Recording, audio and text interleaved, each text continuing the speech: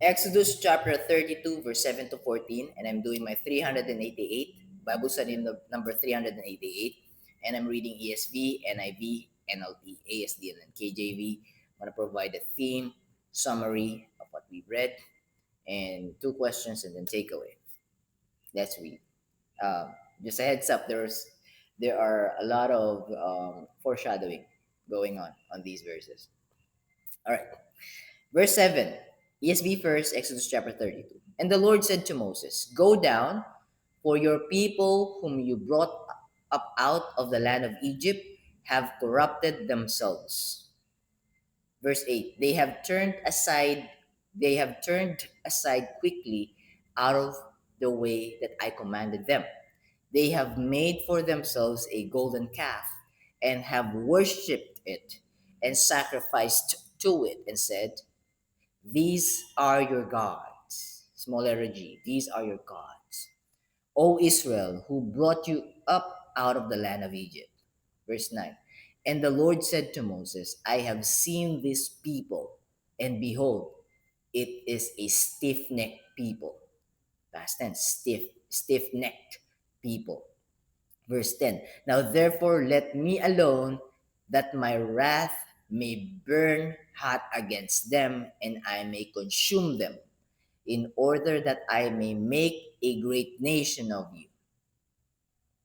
Verse 11. But Moses implored the Lord and his God and said, implored the Lord his God and said, O Lord, why does your wrath burn hot against your people, whom you have brought out of the land of Egypt with great power and with a mighty hand? Question mark. 12. Why should the Egyptians say, with evil intent did he bring them out, to kill them in the mountains and to consume them from the face of the earth? Turn your burning anger. This is Moses still imploring, pleading unto the Lord. Turn your burning anger and relent from this disaster against your people. 13. Remember Abraham, Isaac, and Israel slash Jacob, Israel slash Jacob, your servants, to whom you swore by your own self, and said to them, I will multiply your offspring as the stars of heaven, and all this land that I have promised, I will give to your offspring, and they shall inherit it forever. Last verse. And the Lord relented from the disaster that he had spoken of bringing on his people. Relented. I have a hint, but I don't want to say. I was thinking about, you know what, later on. Let me just try to find evidence of what I'm thinking right now. So let's read NIV. Exodus chapter 32, verse 7. Then the Lord said to Moses, Go down, because your people, whom you brought out of Egypt, have been have become corrupt. Verse 8. They, the word corrupt, doesn't it ring a bell? Right. They have been quick to turn away from what I commanded them, and have made themselves an idol cast in the shape of a calf. They have bowed down to it and sacrificed to it, and have said, These are your gods, small letter G, Israel, who brought you up out of Egypt. Verse 9. I have seen these people, the Lord said to Moses, and they are a stiff-necked people. Verse 10. Now leave me alone. Moses, leave me alone. Now leave me alone, so that my anger may burn against them, and that I may destroy them. Then I will make you into a great nation. You know what? Revelation from God reached to me right now. In this part, Moses is kind of interceding. Moses is still relying on his own understanding. Because God said, I've seen these people, the Lord said to Moses, and they are a stiff-necked people. Now leave me alone, so that my anger may burn against them. Yes, God's anger will burn against them. But listen to the word of God that Moses overlooked against them, and that I may destroy them. This line Moses overlooked. Then I will make you into a great nation. It means even though without the Israel, God will be able to make Moses into a great nation. But because Moses is leaning on his understanding, however, humbling himself down, showing loving kindness as well. Next line, verse 11. But Moses sought the favor of the Lord his God. Lord, he said, why should your anger burn against your people, whom you brought out of Egypt with great power and a mighty hand? Verse 12. Why should the Egyptians say, it's like a manipulation or at least a counter argument to God. Why should the Egyptians say it was with evil intent that he brought them out, to kill them in the mountains and to wipe them off the face of the earth? Turn from your fierce anger, relent. Oh, okay, same thing. Relent and do not bring disaster on your people. 13. Remember your servants Abraham, Isaac, and Israel. By the way, again, Israel is also Jacob before God replaced or changed the name of Jacob to Israel. To whom you swear by your own self, I will make your descendants as numerous as the stars in the sky, and I will give your descendants all this land I promised them, and it will be their inheritance forever. 14. Then the Lord relented and did not bring on his people the disaster he had threatened. Right. NLT. Actually, there's another revelation from God there. Uh, let's just read first because I'm eating a lot of time, I think. Anyways, you know what? It's only 7 minutes. But later on, if I remember. Exodus chapter 32, NLT verse 7. The Lord told Moses, quick, go down the mountain. Your people whom you brought from the land of Egypt have corrupted themselves. 8. How quickly they have turned away from the way I commanded them to live. They have melted down gold and made a calf, and they have bowed down and sacrificed to it. They are saying, these are your gods, small letter G, O Israel, who brought you out of the land of Egypt. Verse 9. Then the Lord said, I have seen how stubborn, stiff-necked, how stubborn and rebellious these people are. 10. Now leave me alone so my fierce anger can blaze against them, and I will destroy them. Then I will make you, Moses, into a great nation. Verse 11. But Moses tried to pacify the Lord, pacify, really. Moses tried to pacify the Lord his God. O Lord, he said, why are you so angry with your own people, whom you brought from the land of Egypt? You know what?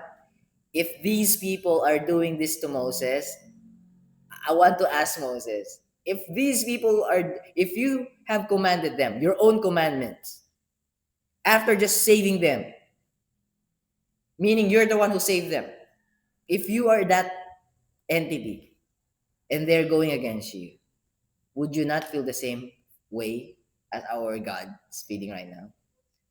But he's trying to negotiate with God. Meaning, we could pray. We just don't understand what we're praying for most of the time, especially if it's being selfish. But we could raise it up to God and let God decide what He will do about it. And having faith is trusting God's decision. Whatever He chose to do after our prayers, we will say Amen. That's a surrendered heart, meaning, you know what's better for me? I don't know. I'm just guessing, or at least I think I know, but I'm not 100% sure. But I'm 100% sure that you are 100% sure. So I'm going to surrender. So this is what I think I need, but I'm not pretty sure if this is just what I want. So I'm going to raise it up to you. Not my will, but your will be done. He's going to listen. And he wants that conversation with you. So it's okay to pray to God directly, no mediator. No mediator. Heavenly Father, this is what I'm desiring right now. And after reading your book, after reading your word, the word of God, your word, seeing our Lord Jesus Christ there, and I think that this is part of your will. So if I may ask for this to happen, and if you could please allow it to happen to me, I'm praying for it, Lord. But not my will, but yours be done. If what I'm asking for is not part of your will for me, and I'm just listening on my heart, thinking that it is coming from you, but it wasn't, please, Father God, reveal it to me, change my heart, and whatever you decided to do, let's do it. I'm gonna go for it. And in Jesus' name I pray. In my Lord Yeshua HaMashiach's name I pray. Amen. Now, just wait. God may answer no. God may answer wait. God may answer. All right, it's about time. It will happen. All right. Where did I stop? What number? Let's read verse 11. But Moses tried to pacify the Lord his God. "O Lord," he said, "why are you so angry with your own people?" Really, Moses, you're asking that to God? Why are you so angry with your own people, whom you brought from the land of Egypt with such great power and such a strong hand? Still question mark. It's a rhetorical question. Moses is asking a rhetorical question because Moses knows God knows the answer to that question. Verse 12. Why let the Egyptians say their God rescued them with the evil intention of slaughtering? Sorry, with the evil intention of slaughtering them in the mountains and wiping them from the face of the earth? Question mark. So Moses is providing a question that might change God's mind if he remember. God remembers. God knows. This conversation is part of God's plan as well. God saw that this conversation will happen. God saw that this Bible reading will happen. He saw this already. He's omniscient, remember? So, face of the earth, turn away from your fierce anger. Change your mind. Wow. Change your mind about this terrible disaster you have threatened against your people. 13. Remember your servants Abraham, Isaac, and Jacob, Israel. You bound yourself with an oath to them, saying, actually, God is the one who made the covenant. Remember when he put Abraham on a deep sleep, walking to that animals torn in half, put on the right side and on the left side, making an aisle. Before Abraham walks through them, he put Abraham into a deep sleep. And the angel of the Lord, the messenger of the Lord, Yahweh, walks that path, that aisle, completed the covenant. Because if Abraham participated on that covenant and he broke the covenant, every one of us will be destroyed. But because God is the one who walked on that covenant, it means even if we fail, there's a leeway. There's a leeway.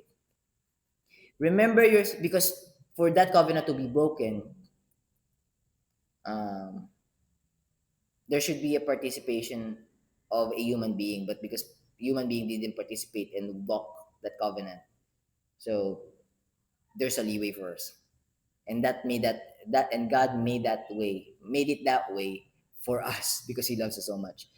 All right. Remember your servants Abraham, Isaac, and Jacob. You bound yourself with an oath to them, saying, "I will make your descendants as numerous as the stars of heaven, and I will give them all of this land that I have promised to your descendants, and they will possess it forever." 14. So the Lord changed his mind about the terrible disaster he had threatened to bring on his people. Let me just read ASD, sorry. ASD, Exodus chapter 32, verse 7. Sinabi ng Panginoon kay Moises, bumaba ka na. Sorry, mali ako ng babasa. Nagmamadali na. Sinabi ng Panginoon kay Moises, bumaba ka na dahil nagpapakasama ang mga kababayan mo na inilabas mo sa Ehipto. Verse 8, napakadali nilang tumalikod sa mga itinuturo ko. Mali ako basa. Napakadali nilang tumalikod sa mga itinuro ko sa kanila. Gumawa sila ng Diyos-Diyosang baka at sinamba nila ito. Naghandog ang mga Israelita sa Diyos-Diyosang ito at sinabi, ito ang Diyos natin na naglabas sa atin sa Ehipto. Verse 9. At sinabi ng Panginoon, at sinabi pa ng Panginoon ni Yahweh, kasi all uppercase, at sinabi pa ng Panginoon kay Moises, nakita ko kung gaano katigas ang ulo ng mga taong ito, stiff-necked, stubborn, and and and rebellious. Verse 10, kaya pabayaan mong lipulin ko sila ng matindi kong galit. Sa halip, ikaw at ang iyong angkan ang gagawin kong isang dakilang bansa. Dito pa lang no? Kung naging selfish dito si Moises, teka muna, sa akin na magmumula. Pwede. Pero ginawa niya na nakiusap siya. Nakipag-converse siya kay Lord. And hence, verse 11, ngunit nagmakaawa si Moises sa Panginoon, kay Yahweh, na kaniyang Diyos. O Panginoon, o Yahweh, o Panginoon, bakit po ninyo ipapalasap ang galit nyo sa inyong mga mamamayang inilabas ninyo sa Ehipto sa pamamagitan ng dakila ninyong kapangyarihan? Okay, may revelation na naman si Lord dito. Imagine yung first line na inilabas mo. Sinasabi niya kay Moises, eto stretch na to, baka ICGCs to pero pakiramdam ko doon, tinetest niya si Moises doon kung aariin niya yung binigay sa kanyang description ni Lord. Galing, grabe. So, sinabi niya kay Moises, nagpapakasama yung mga nilabas mo. Pero ang puso ni Moses dito, bakit po ninyo ipapalasap ang galit nyo sa inyong mga mamamayang inilabas ninyo sa Ehipto? Binalik niya kay Lord, Lord, hindi ako naglabas dyan, ikaw naglabas dyan, anong ako, hindi, ikaw. Galing nun, na-miss ko yun, grabe yun. Bakit po niyo ipapalasap ang galit niyo sa inyong mga mamamayang inilabas ninyo sa Ehipto sa pamamagitan ng nilabas niyo sa Ehipto sa pamamagitan ng dakila niyong kapangyarihan? Verse 12, ano na lang po ang sasabihin ng mga Efsio na kinuha po ninyo ang inyong mga mamamayan sa Ehipto para lang patayin sila sa kabundukan at lipulin sa balat ng lupa, face of the earth? O Panginoon, o Yahweh, o Panginoon, wag po ninyong ituloy ang matinding galit ninyo. Maghunos dili po kayo at wag ninyo silang parusahan. 13. Alalahanin po ninyo ang ipinangako nyo sa inyong lingkod na sina Abraham, Isaac at Jacob /Israel. Napararamihin ninyo ang lahi nila na kasindami ng bituin sa langit at ibibigay nyo sa lahi nila ang lahat ng lupaing ipinangako ninyo sa kanila at magiging kanila ito magpakailanman. Last verse. Kaya hindi na itinuloy ng Panginoon ni Yahweh ang plano niyang pagpatay sa kanyang mga mamamayan. Alright. Let's pull up KJV and what I prepared. So let's just read KJV first. So Exodus chapter 32. One moment, there you go. 32 verse 7 to 14, KJV. Verse 7, where are you? There you go. And the Lord said unto Moses, go, get thee down, for thy people, which thou broughtest out of the land of Egypt, have corrupted themselves. So you get thou, thee, thy, right? It's you. And verse 8, they have turned aside quickly out of the way, which I have commanded them.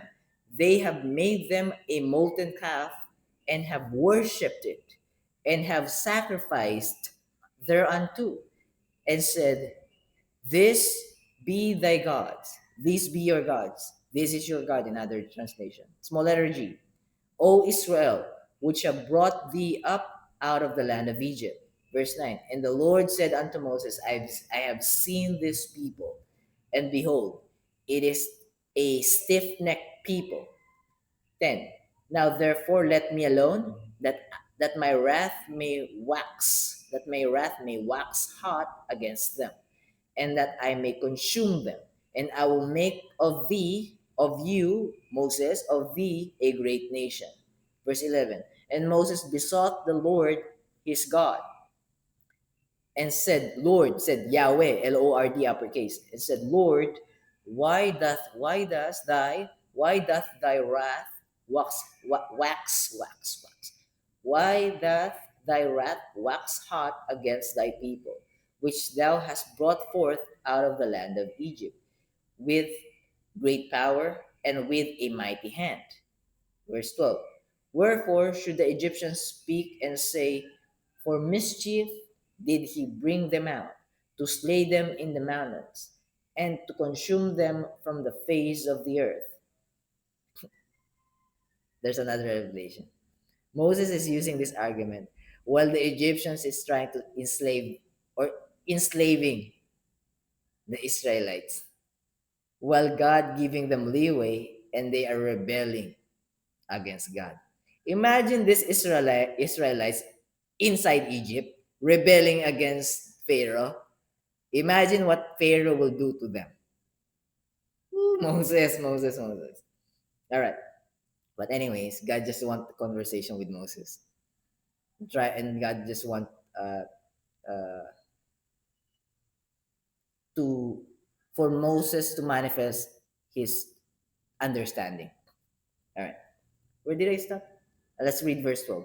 Wherefore should the Egyptians speak and say, for mischief, for deception, for mischief, or for wrong intention, for the intention of killing them? For mischief did he bring them out, to slay them in the mountains, and to consume them from the face of the earth. Turn from thy turn from thy sorry, turn from thy fierce wrath and repent. There's the word that I'm looking for. Change your mind. Shub, turn away. This word repent in KJV, mind you guys, the first English translation is King James Version. Before NIV, NLT, and other English version came, it was KJV. Now the translators of KJV uses repent in Old Testament, where the word shuv is the actual original lexicon. And in the New Testament, translators of KJV keep using the word repentance and repent for the word metanoia in Koine Greek. So we need to go back to the original lexicon and to the original lexicon of the Old Testament, Hebrew Aramaic, and to the original lexicon of the New Testament, Koine Greek Aramaic. I'm not saying that the translators of King James back then in 1611 is in bad faith translating metanoia and shuv using the word repentance. It just so happened that their words are limited back then. And they're trying their best to actually faithfully translate the word. However, we misunderstood the word repentance. We think it's asking for forgiveness. Yeah, actually, it could. Because you asking for forgiveness, it means you've realized that you committed grave sin to God. Now, but the change of mind that is necessary is unbelieve your belief that you could save yourself and that you are God, that you could do something to give yourself eternal life, to be with God in heaven. Removing yourself on that mindset and going to the mindset that God wants us to cling on, to depend on, and to rely on, which is put our faith and belief truthfully, sincerely, and genuinely 100% on whom God the Father sent, which is his Lamb, the Lamb of God, which is the Word of God, which is the light of the world, which is the door, which is the way, the truth, and the life, which is the one who came here on earth and took a human flesh and dwelt among us. Dwelt is actually tent or living. It's like a tabernacle among us.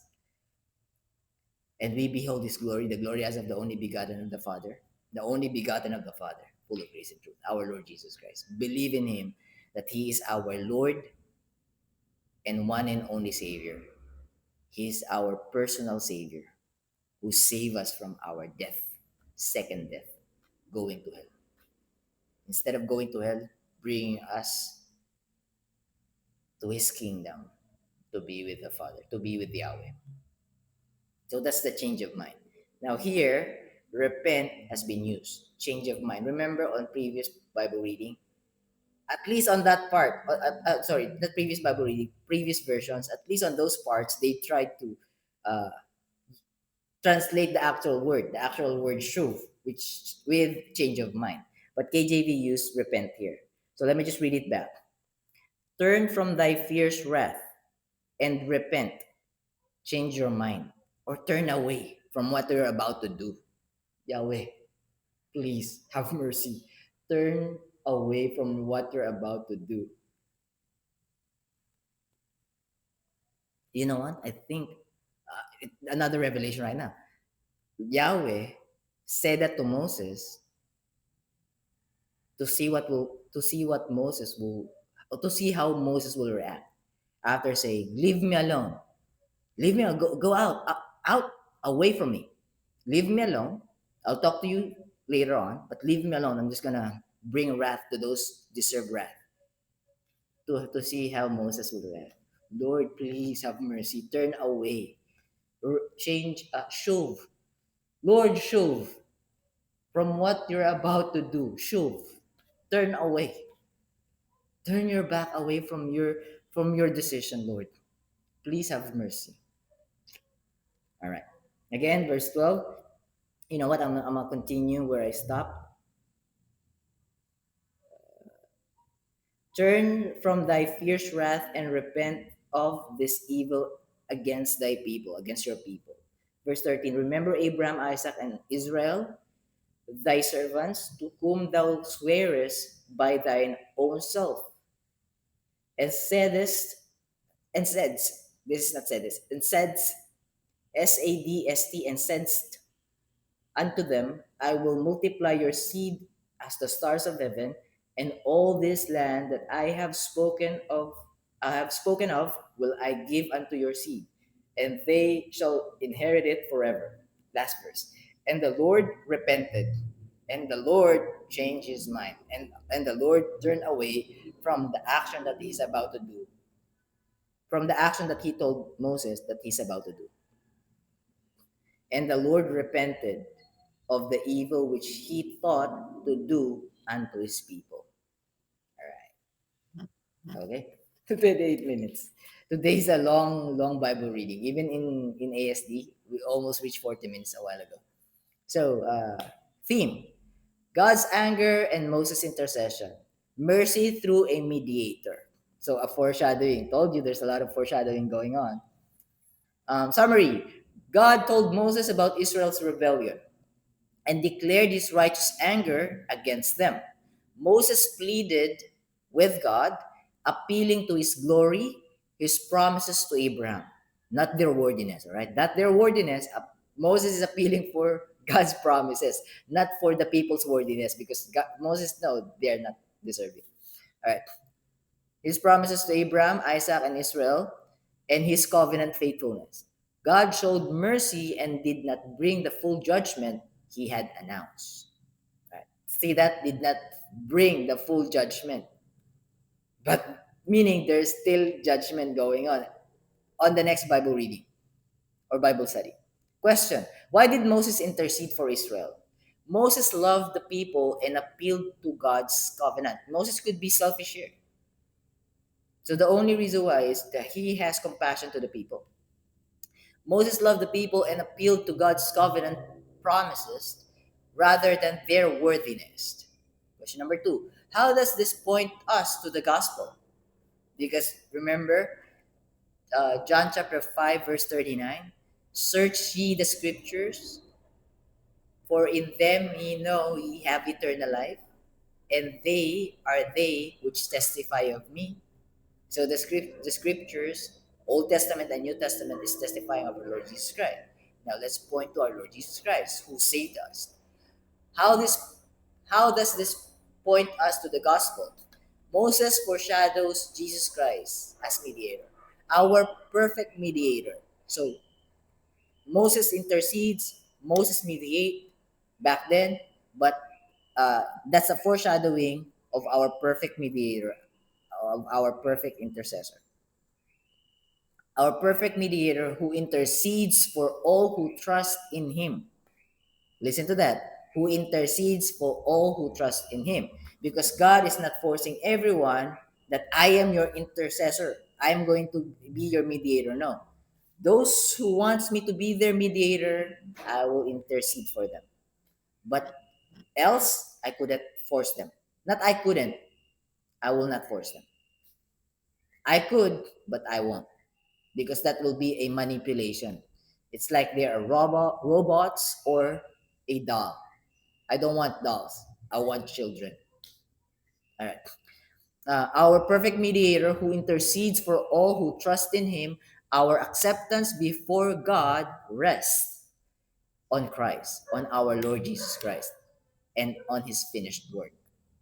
Meaning, already saved us, we just need to depend and rely and trust his finished work. And then we will be grateful and thankful, and we will reciprocate. But God is going to tell us, pay it forward. Don't want your payment. I want you to reach out for the lost sheep. I want you to become the salt and light, my salt and light for the lost sheep. Because JB, once in your life, you were lost. But I found you through an online YouTuber.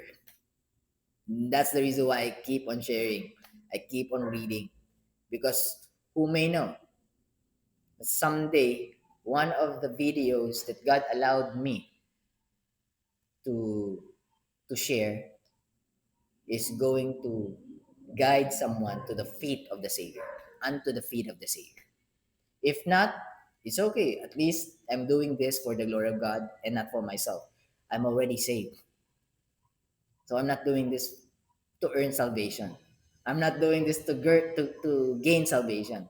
I'm not doing this to achieve salvation. God gave it to me for free. And I'm so grateful and thankful, and I'm going to do it. I'm going to obey Him. I will try to obey Him the best of my ability, but my ability keeps falling short. So I need the Holy Spirit. I'm going to cling on, rely on, and depend on the Holy Spirit. All right. To finish the race and to endure until the end. What do I have to endure and finish the what is the race that I need to finish and to endure at till the end? That He is my Lord and God and my one and only Savior and not myself, and I will be obeying and listening to Him because I love Him. If you love me, keep my commandments. He bled for us. He loves us unconditionally. I got it. Get stuck in here and in here. I couldn't just take it off. I couldn't pluck myself out of him. My sheep hear my voice, and I know them, and they follow me. I give unto them eternal life, and they shall never perish. And no man, even JB to himself, no man could pluck them out of my hand. All right. That's John chapter 10, verse 27 28. All right. Our acceptance before God rests on Jesus Christ and Jesus Christ's finished work, our Lord and one and only Savior. Not on our own righteousness, not on our self righteousness. The righteousness that will lead us to the kingdom of God is His righteousness, holiness, and perfectness, imputed unto us by the shedding of the blood of the Lamb. The blood of the Lamb. All right. So, 34 minutes. Take away. God's mercy is greater than our failures, and believers have a perfect advocate in Jesus Christ. Our souls is not our advocate. Our souls is not our mediator. Our souls is not our the one who intercedes us. It is our Lord Jesus Christ. Now, I don't know about you, but I'm gonna put my trust on this name. This is an English transliteration, by the way, guys. Jesus Christ, Heso Kristo in Tagalog, Jesus Christus in Koine Greek, Yeshua HaMashiach in Hebrew.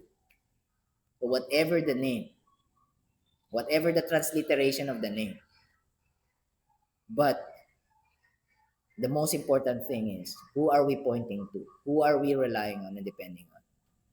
The only begotten Son of the Father, the Son of Man, the Son of God, the door, the vine, the bread of life, the way, the truth, and the life, the light. If I forgot to mention, and at least seven, if I'm not mistaken. Actually, I've got it on my notes. You know what? It's, keep on stretching, right? Let me just go through it, guys. I have here some devotions, but this devotion, this one is kind of important. This one. Hmm. John chapter 8, verse 58. Jesus revealed himself to the Pharisees and said, "Before Abraham was, I am."